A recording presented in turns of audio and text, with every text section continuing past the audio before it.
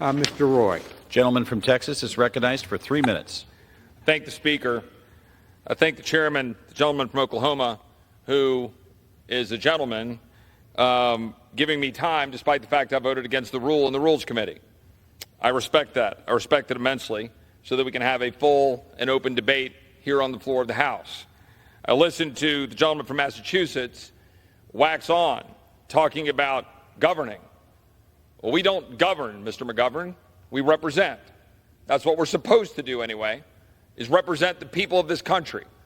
Fed up with a government that is now 40% bigger since the beginning of COVID.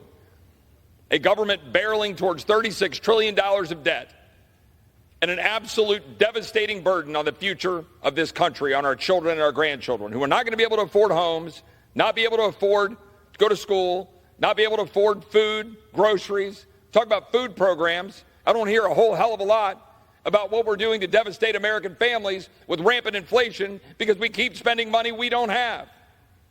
To my colleagues on this side of the aisle, my beef isn't that I don't understand the struggle with the negotiators against that kind of reasoning. My beef is that you cut a deal that shouldn't have been cut.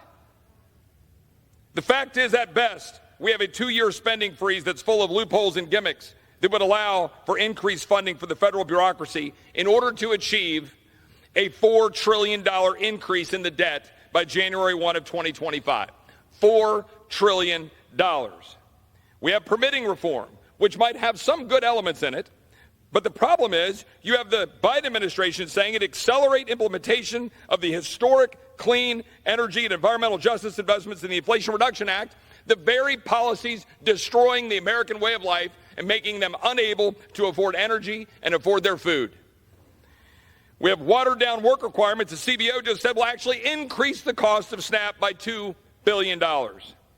A supposed 1% automatic top line reduction in spending at the end of the year that will actually make a Christmas omnibus more likely. A 2% cut to Biden's $80 billion IRS expansion. 2% of that $80 billion expansion. Administrative pay-go, I'm told. We're not going to do the REINS Act. We're not going to constrain the regulatory state. We're going to do a waivable administrative pay-go. Great. We'll pass a bill next week. Yay us. It'll die in the Senate. Why aren't we using this leverage? A complete punt to SCOTUS on the Biden administration's unfair $500 billion student loan bailout, billions in COVID dollars left untouched to fund things like vaccines and COVID-19 testing, and the loss of our biggest leverage points to force Biden to actually secure the southern border. I encourage my colleagues to vote no on the rule and to oppose this legislation. I yield back.